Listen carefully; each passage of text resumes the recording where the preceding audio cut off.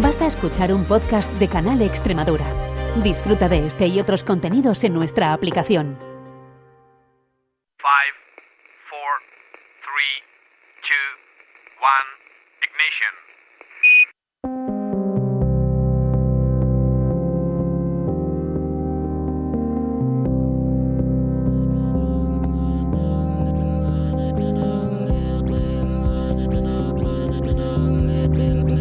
En Canal Extremadura Radio comienza Principio de Incertidumbre, con Jorge Solís. Bienvenidos a Principio de Incertidumbre, el espacio de investigación y ciencia de Canal Extremadura Radio. ¿Cómo sabe el cerebro dónde estamos? ¿Cómo consigue construir recuerdos, orientarnos en el espacio o proyectarnos mentalmente hacia el futuro? Durante décadas, la neurociencia ha intentado responder a estas preguntas estudiando una región fascinante del cerebro, el hipocampo. Allí, junto a otras estructuras próximas, existen neuronas especializadas capaces de construir una especie de mapa interno del mundo. A lo largo de los años se han identificado células que se activan según el lugar que ocupamos o la dirección hacia la que miramos. Todo ello dio lugar a la idea de un GPS neuronal, un sistema que no solo nos permite navegar por el espacio, sino también organizar recuerdos y experiencias. Pero en los últimos años han aparecido resultados inesperados. Nuevas técnicas permiten seguir las mismas neuronas durante semanas y meses y lo que muestran es desconcertante. Las neuronas concretas, que representan un lugar o un recuerdo, cambian continuamente, aunque nuestra percepción del mundo permanezca estable. El hallazgo está obligando a replantear cómo funciona realmente la memoria y hasta qué punto el cerebro opera como un sistema dinámico, basado más en patrones colectivos y ritmos de actividad que en neuronas individuales y fijas. Enseguida lo vamos a ver todo con detalle, pero antes, como siempre, les recordamos que estamos en X y en las principales plataformas de podcast si buscan Principio de Incertidumbre. ¿Nos acompañan? Principio de Incertidumbre. Investigación y ciencia para todos los públicos.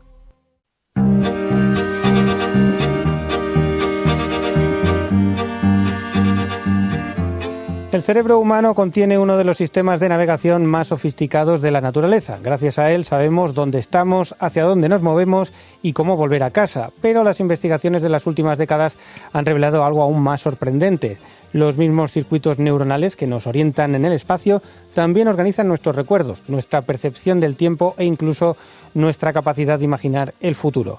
En regiones profundas del cerebro, como el hipocampo o la corteza entorrinal, existen neuronas especializadas que constituyen una especie de GPS neuronal interno. Durante años se pensó que estas representaciones eran relativamente estables, una suerte de mapa fijo del mundo. Sin embargo, nuevos trabajos están demostrando que las neuronas concretas que participan en esos mapas cambian continuamente con el tiempo, incluso aunque nuestros recuerdos y nuestro comportamiento permanezcan estables. La idea está obligando a replantear algunas preguntas fundamentales de la neurociencia. ¿Cómo almacena realmente el cerebro la información? ¿Importan más las neuronas individuales o la dinámica colectiva de las redes? ¿Funciona nuestra memoria como una arquitectura fija o más bien como una melodía que se mantiene aunque cambien algunos de sus músicos? Son cuestiones que conectan directamente con uno de los grandes campos de investigación actual, entender cómo el cerebro representa el espacio, el tiempo y la experiencia. Y para hablar de todo ello, nos vuelve a acompañar en Principio de Incertidumbre Lisette Menéndez de la Prida, que es directora del Centro de Neurociencias Cajal del CSIC y responsable del Laboratorio de Circuitos Neuronales. Además, para ahondar en estas cuestiones y hacerlos accesibles a todo el público, acaba de sacar el libro Cerebro, Espacio y Tiempo. Está publicado por la editorial Guadalmazán, sello de divulgación científica del grupo Almuzara, y de estos temas vamos a conversar con ella. Pero lo primero, darle la bienvenida. Lisette, ¿qué tal? Y bienvenida a Principio de Incertidumbre otra vez. Hola, muchas gracias por la invitación, encantada de estar aquí. Hombre, la verdad es que es un tema que nos fascina, nos encanta hablar de la neurociencia, además con cuestiones que aunan un poco ciencia básica de vanguardia y también cuestiones filosóficas, ¿no? Porque a fin de cuentas todo esto tiene que ver con la identidad y con quiénes somos. Pero si te parece, por empezar a poner todo esto en marcha y antes de llegar a comentar las novedades en el campo, me ha parecido muy interesante que en tu libro vas explicando un poco cómo aparecen existen todas esta serie de propiedades, y para ello un poco te remontas casi al origen de los animales y esa necesidad de moverse por un espacio dinámico, ¿no? A diferencia de las plantas, explorar lo que tienes alrededor, y esto es un poco el origen de todo, ¿no? Así es, así es. Bueno, de hecho, es lógico, ¿no? La idea central es que los animales han ido evolucionando a partir de formas primitivas. A la complejidad actual del cerebro tiene que incluir aspectos muy dinámicos del mundo que nos rodea, y los animales básicamente se mueven, exploran, buscan comida, se esconden, huyen de los peligros. Eso requiere que sus cerebros generen una representación del espacio, de las cosas que suceden y de sus expectativas. Y eso tiene mucho que ver con esa orientación en el espacio y en el tiempo, ¿no? Y un poco lo que mencionabas es que el libro pone en relación cómo esa arquitectura cerebral puesta para esa representación, digamos, viene heredada de soluciones muy primitivas de organismos muy simples que buscaban moverse para localizar alimento, ¿no? Y esa es la idea que subyace a esa evolución de las soluciones neurales. Claro, es muy interesante porque un poco analizando el origen también vas viendo un poco todo lo que ha podido desarrollar la capacidad, pero está muy bien ubicarlo de esa forma. La verdad es que yo no lo había pensado nunca y es fantástico, ¿no? Porque esa ubicación espacial, la necesidad de ubicarse en el espacio, es lo que va a dar lugar un poco a todo lo que viene detrás. E incluso tú ya lo acabas de mencionar, espacio-tiempo, ¿no? En principio los animales tienen que moverse en el espacio, pero claro, eso también va a requerir una sincronización, un saber no solamente dónde estoy, sino en qué punto estoy, ¿no? Claro, es que además el tiempo al final ¿qué es el tiempo? El tiempo, podemos hacer una definición de tiempo físico, pero todos los humanos sabemos, reflexionamos, yo pregunto qué es el tiempo, nos cuesta imaginar, pero el tiempo de alguna manera tiene que ver con esa sucesión de cosas que hemos vivido, con dónde sucedieron las cosas y quiénes estaban allí o qué asuntos pasaron en esa circunstancia. Entonces, la ubicación espacial tiene que ver mucho con la ubicación temporal, con ese sentido, y tiempo es esa memoria que nos queda de aquello que pasó.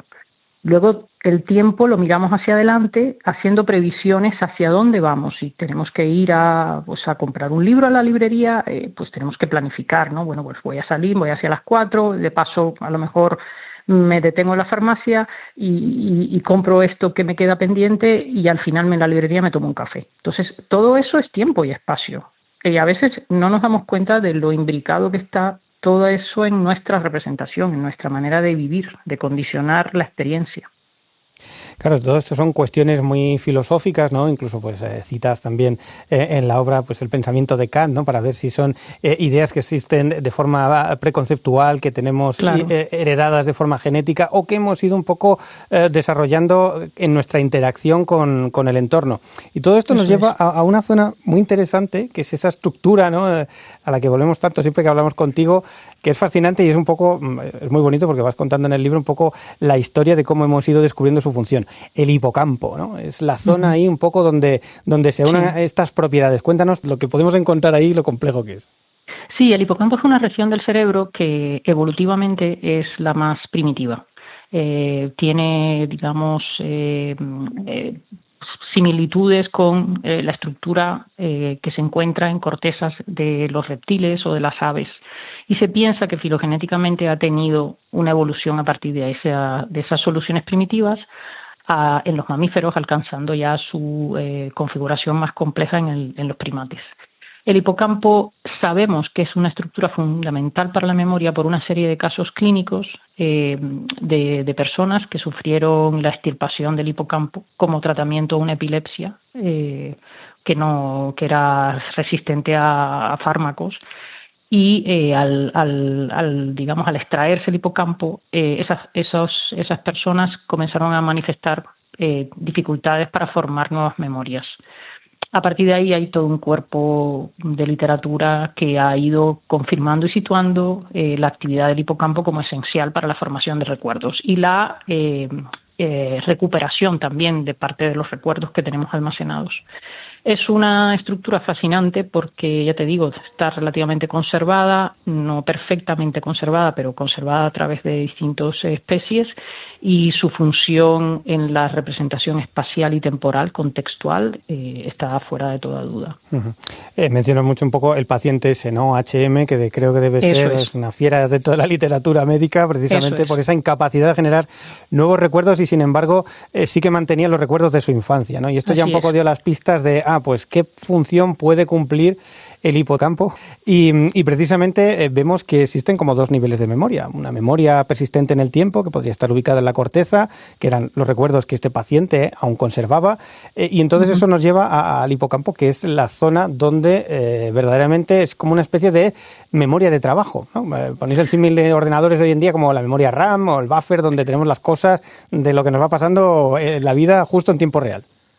Sí, es lo que el paciente HM nos enseñó es precisamente que hay distintas categorías de memoria, y a partir de ahí se trazó la idea de que la memoria pasa a quedar almacenada en corteza, y esa ya está transferida del hipocampo hacia la corteza, pero el enrutamiento de memoria reciente, el momento que estás viviendo la experiencia, es el hipocampo quien está generando toda la, digamos, la arquitectura de representación neuronal para que tú te puedas ubicar en ese contexto, en ese espacio, en ese tiempo. Entonces, en el caso de HM le costaba formar nuevas memorias. Las que tenía ya transferidas a corteza las tenía relativamente preservadas. Eso no quiere decir que estén intactas, porque el hipocampo, cada vez que recuperamos memoria, cada vez que vamos hacia atrás, hacemos un viaje mental, intentamos identificar dónde dejé las llaves del coche, ahí el hipocampo también juega un papel.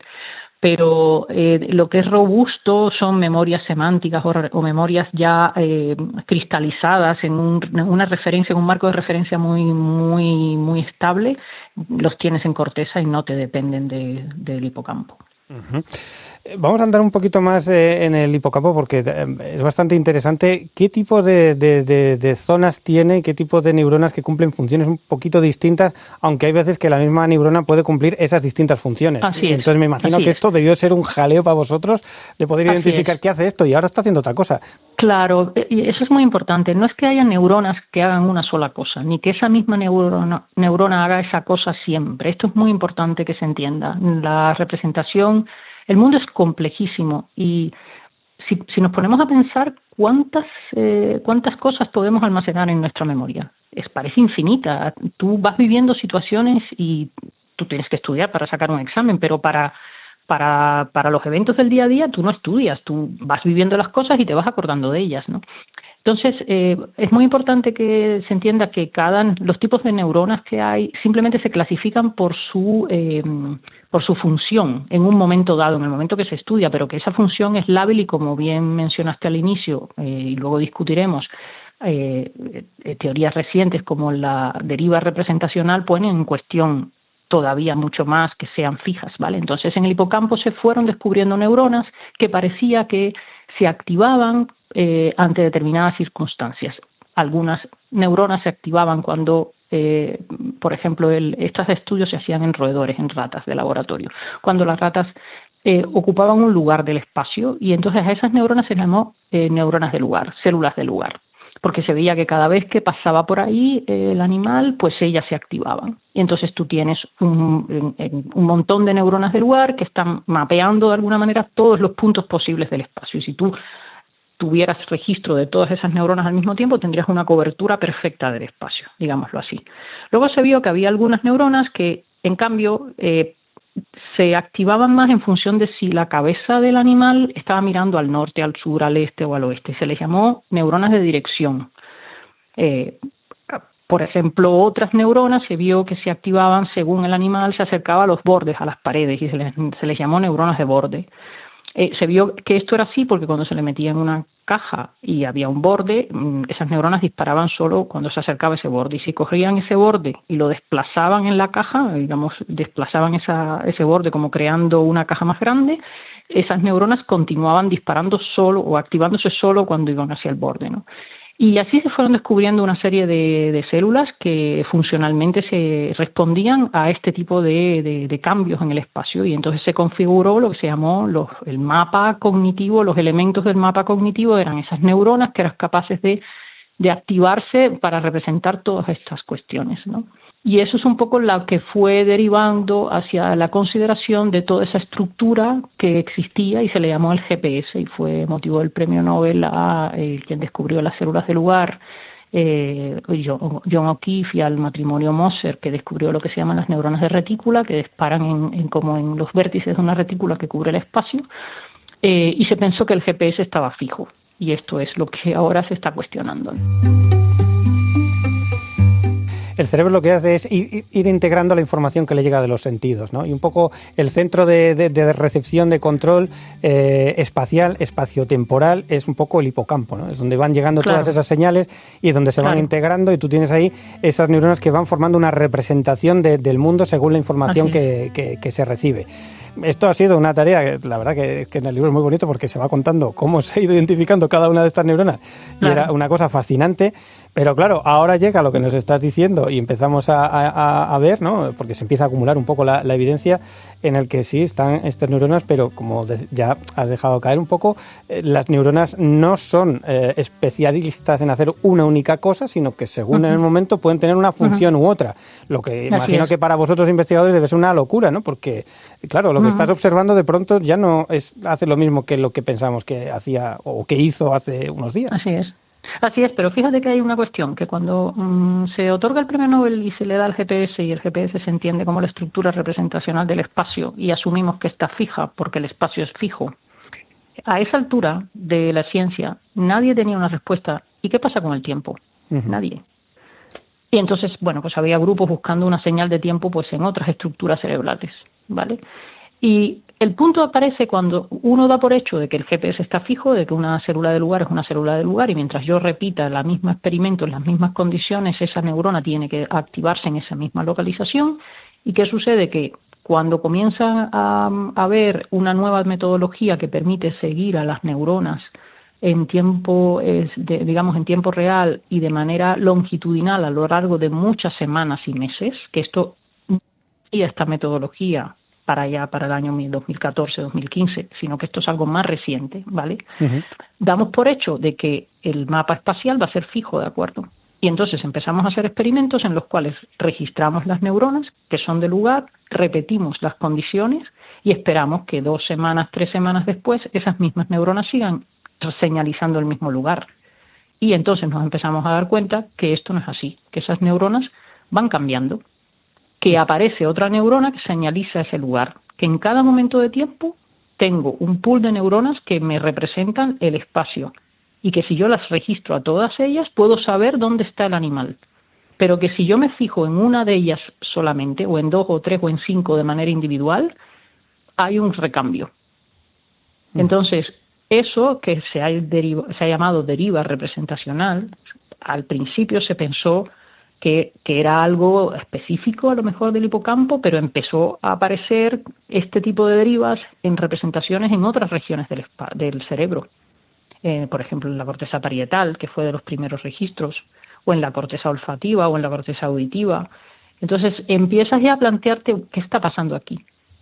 ¿Cómo es posible que todo el sistema de representación de los estímulos que nos ubica, de aquellos estímulos que continúan fijos, esté cambiando en nuestro cerebro? Y sin embargo, a pesar de que está cambiando a nivel de neurona individual, yo mantengo mi capacidad de orientarme en el espacio y de identificar los estímulos. Y eso ha dado lugar a estas nuevas teorías de cómo es que representamos, y ahí aparece el tiempo ahora, y ahora sí que puede que hayamos encontrado una forma en la que generamos una representación de tiempo, de esa deriva que sucede a nivel representacional.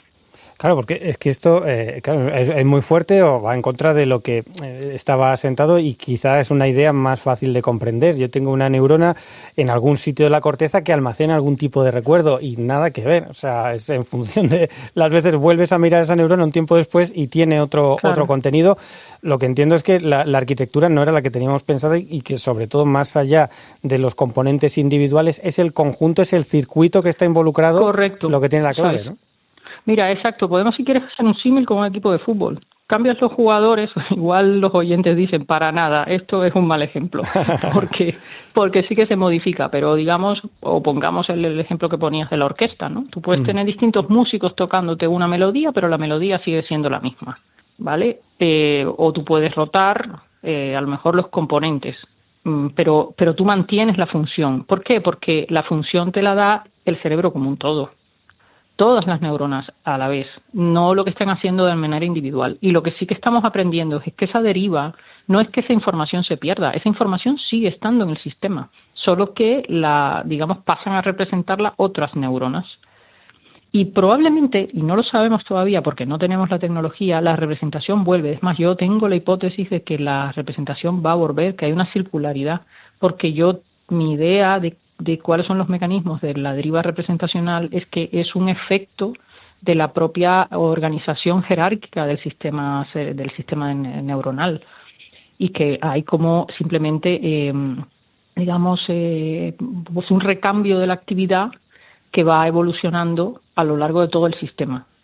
Entonces, esto habrá que verlo, que esta idea pueda ser cierta o no, es realmente ahora mismo irrelevante. Lo importante es que hemos ampliado el marco interpretativo y que ahora entendemos que podemos seguir ubicando al animal en el espacio, y ahora con la deriva representacional podemos incluso ubicarlo en el tiempo en el que pasan las cosas.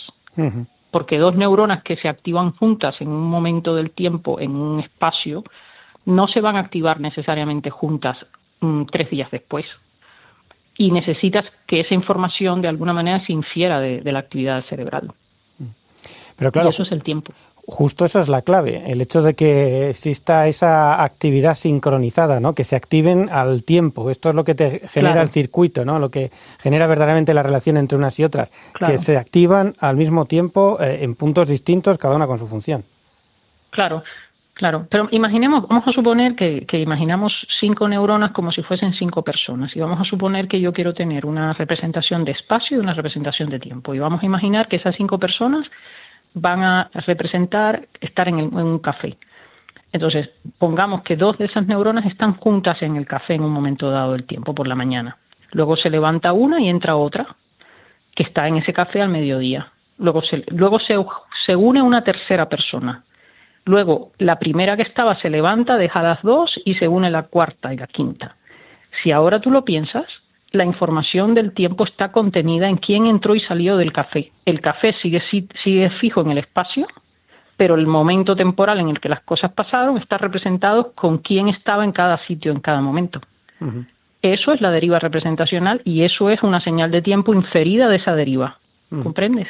Claro, o sea, la señal de tiempo está, digamos, codificada en la estructura en cada momento. En la estructura de cada momento. ¿Quién la compone? Pues la estructura siempre está igual. ¿Quién la compone y quién la comparte? Siempre hay un número determinado de gente tomando café, pero el hecho de que sea la persona A o B determina en qué momento... Eso es. Uh-huh. Vaya. Eso es, porque ahora tú, neurona, puedes pensar hacia atrás y decir, ¿dónde estaba yo por la mañana? Claro, que estaba activa con esta otra neurona. Y eso, que es lo que tú haces intuitivamente cuando tú te pones a pensar en el tiempo, cuando estás buscando la llave del coche, pues eso es una señal temporal, uh-huh, que tiene que ver con cuándo pasaron las cosas, quiénes estaban y dónde.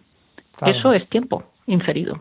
Claro, está ahí un poco codificado dentro, ¿no? O sea, la estructura la mantengo, uh-huh, tengo la misma función, pero en función de quién la está integrando en cada momento, eso puedo ir adelante o hacia atrás en el tiempo. Solo necesitas un mecanismo que archive esas memorias. Sobre eso no te vale solo que coincidan en el espacio y en el tiempo, necesitas que eso quede guardado para que tú puedas recuperarlo. Entonces hay que poner ahí mecanismos de plasticidad que hagan que esos encuentros queden almacenados. Y hay un principio que funciona y que de momento no se ha desmontado empíricamente en la investigación en neurociencia, y es que las neuronas que se activan juntas de algún modo quedan vinculadas a través de un mecanismo de plasticidad. Entonces, con esos ingredientes ya puedes explicar el espacio y el tiempo, uh-huh, de manera relativamente sencilla.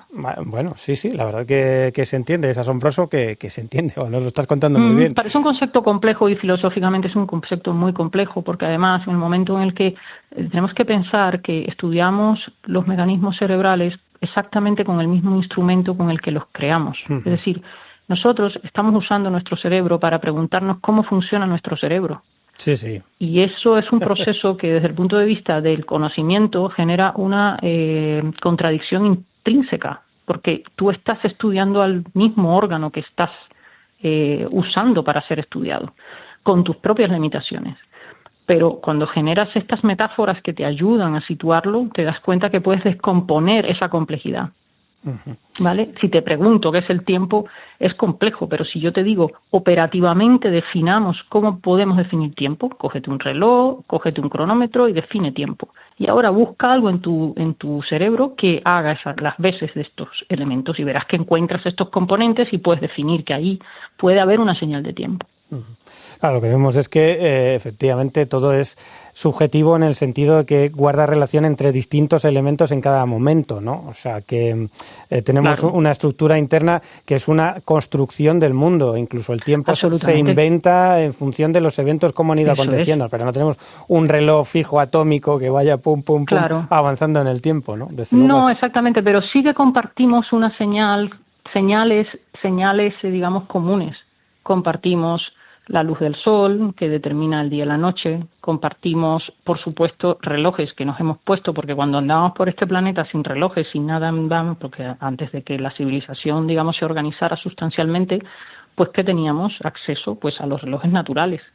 Y teníamos el día y la noche, teníamos las estaciones, teníamos la tarde, cómo te cambia tu fisiología de la mañana a la tarde, la temperatura del espacio, en fin, todas estas cosas. Entonces, eso lo compartimos, con lo cual, de alguna manera nos sincronizamos como organismos. No vivimos desordenados en ese sentido. No, y luego ya es verdad que todos los ritmos circadianos están perfectamente sincronizados, ¿no? De manera natural con estos ritmos de la naturaleza, ¿no? Claro. Está claro. Otra cosa es la época en la que vivimos ahora, que nos hemos inventado la luz y ya podemos el día y la noche. Bueno, pero también tenemos, correcto, pero nos hemos inventado, por supuesto, y eso tiene sus otras derivadas y viene otra conversación, pero también nos hemos inventado con la vida moderna, pues nos hemos impuesto unos criterios colectivos, más o menos el telediario, bueno, los que ven telediario, o yo que sé, desayunamos, salimos al metro, la gente más o menos se encuentra aproximadamente a las mismas horas, o sea que hay un orden que pones en la vida. El mundo siempre tiene una estructura, hay una estructura en el mundo.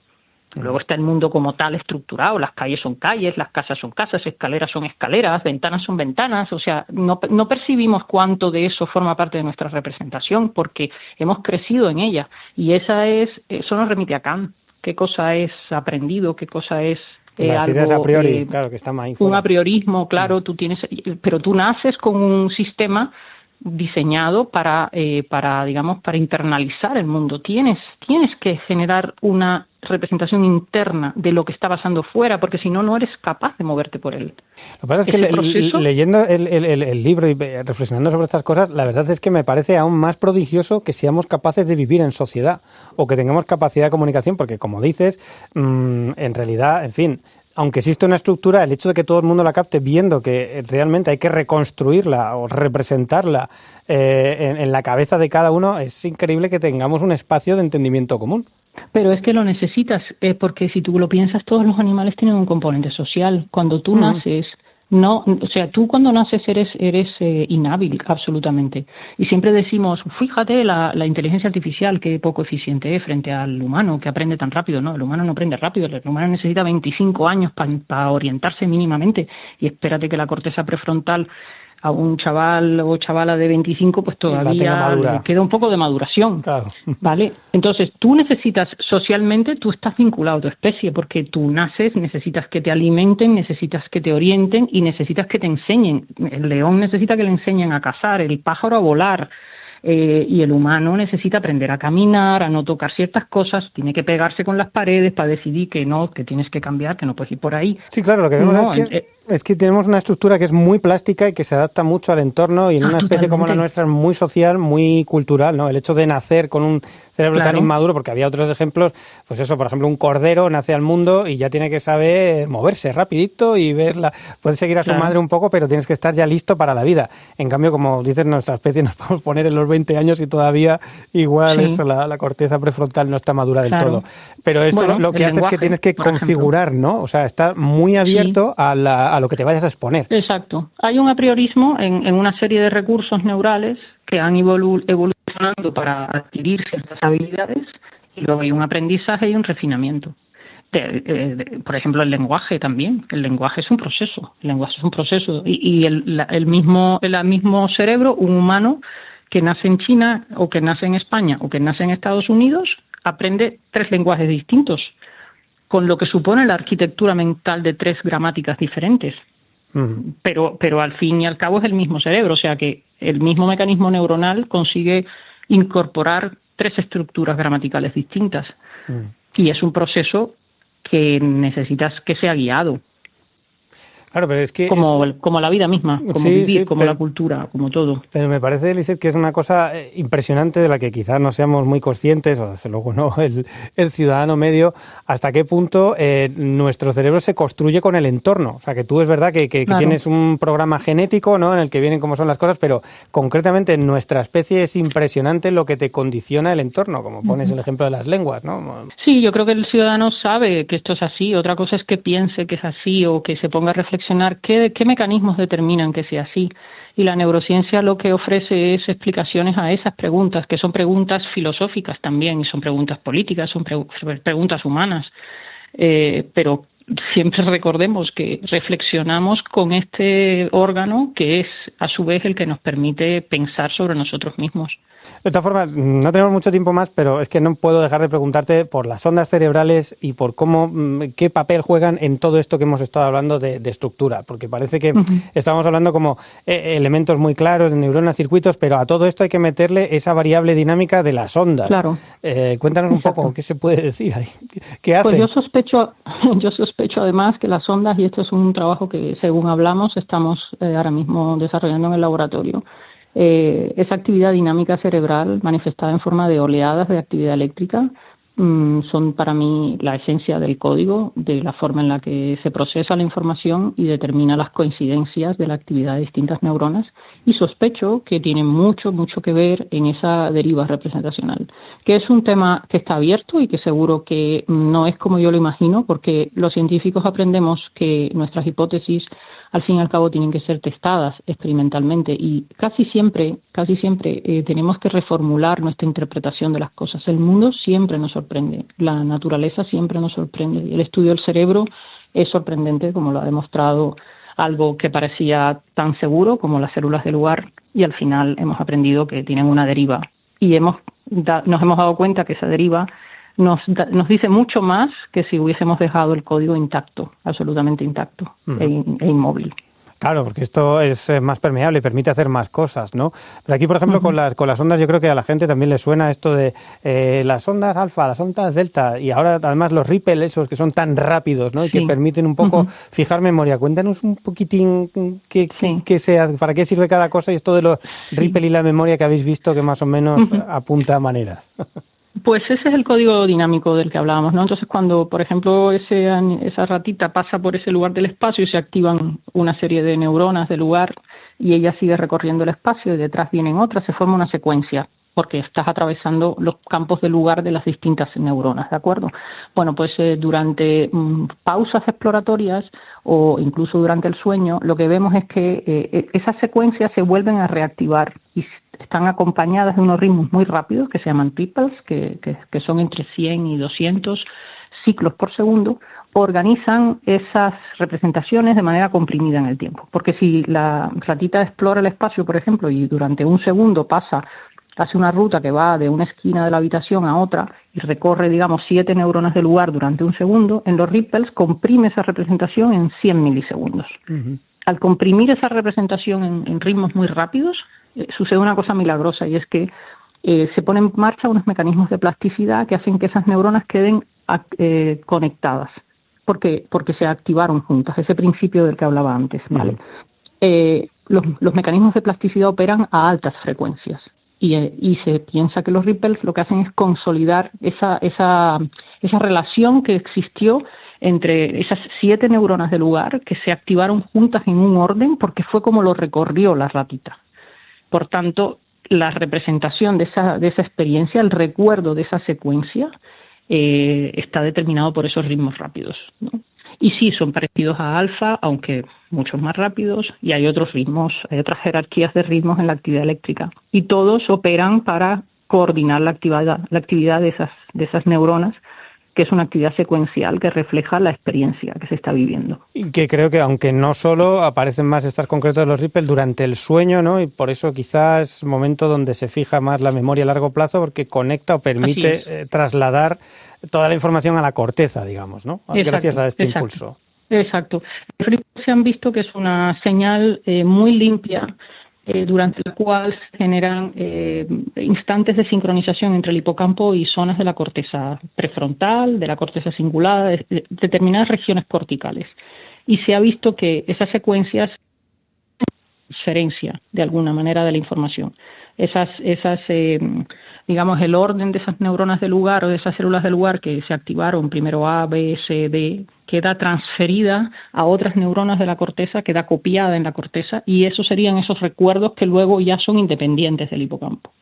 Por tanto, dormir es básico para que se consolide la información y que se consoliden los recuerdos en la corteza. Uh-huh. Y por eso también entiendo que para aprender algo hay que repetir muchas veces, ¿no? Porque tienes, al fin de cuentas, ese circuito de que esas mismas neuronas que controlan esos distintos procesos se activen juntas, ¿no? Y se vaya. Eso es. Es decir, esos ripples, que son esos ritmos que ocurren en el hipocampo, son los repetidores naturales de la experiencia, pero a lo mejor con eso no basta para que tú establezcas conocimiento. Entonces, pues debes estudiar, debes repetir, debes hacerlo tú, reproduciendo y seguramente incluso descansando y durmiendo. Cuando estás estudiando, ese tipo de activación se consolida mejor. Y entonces aprovechas los repetidores naturales y los refuerzas con tu repetición de las tareas y de los conocimientos que quieres aprender. ¿Y ahora qué nos espera? Aparte de la investigación, pero con todo el tema de la IA, también vemos que somos animales culturales, sociales. Lo siguiente va a ser una interacción constante con una máquina. ¿Cómo ves los próximos años y esa interacción con la IA, lo que nos espera? Bueno, efectivamente lo veo pues como un nuevo espacio para intentar expandir nuestras habilidades, pero sin olvidarnos de que quien debe manejar todas las herramientas y todos los instrumentos somos nosotros, que somos los que inventamos estas herramientas. Cuando los pájaros usan un palito para escarbar o para moverse, ellos lo ponen a su servicio y nosotros debemos hacer lo mismo. Todas estas herramientas beben muchísimo, están diseñadas a partir de lo que hemos ido aprendiendo del cerebro y nos están enseñando a su vez a entender mejor las señales cerebrales. Usarlas de manera eficiente y comprendiendo cómo debemos manejarlas para que nuestro propio cerebro continúe evolucionando y continúe desarrollando habilidades y ampliándolas es básico, ¿no? De esto se puede hablar en otro programa con mucho más tiempo porque sí. Requiere una profundización más allá de la complejidad del tema. Claro, si planteabas el debate filosófico de cómo puede comprenderse a sí misma el órgano que comprende, ¿no? Pues imagínate cómo convive con otro instrumento al que estás enseñando a pensar, ¿no? Sí, así es.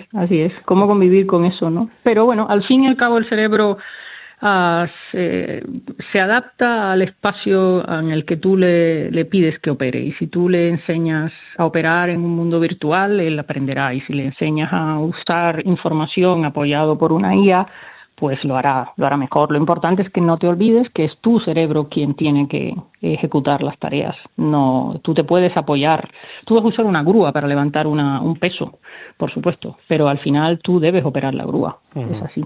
Eso, el proceso de que se te sincronicen, se disparen las neuronas de forma coordinada, eso lo tienes que hacer. Si no, es importante. No vas a aprender nada. Eso es. Si no vas a entender nada, te vas a morir y no vas a entender nada. Y es una pena. Bueno, pues tendremos que seguir con estas conversaciones, desde luego hay mucho que hacer. A ver qué pasa con la deriva representacional, ¿no? A ver en los próximos años. Ahí seguiremos. ¿Qué desveláis de ahí? Y de todas formas, desde aquí ya recomendamos a todo el mundo, quien quiera ahondar en estas cuestiones y conocer mucho mejor en qué punto estamos, recomendamos ese libro, Cerebro, Espacio y Tiempo, que acaba de editarse en Almuzara y que creo además que vas a estar presentando en la Feria del Libro de Madrid también, por si quieres. Sí, estaré en la Feria del Libro de Madrid el sábado 13, de 6 a 8, estaremos en la caseta de Guadalmazán firmando ejemplares. Aquellos que tengan interés pues pueden pasarse por allí. Bueno, pues Lisette, como siempre, un placer. Muchísimas gracias por dedicarnos este tiempo. Enhorabuena por lo que habéis hecho y sin duda hasta la próxima, que tenemos que repetir. Gracias, yo encantada. Un saludo. Hasta aquí nuestro programa de hoy. Muchas gracias por acompañarnos y hasta una nueva edición. Principio de incertidumbre @canalextremadura.es.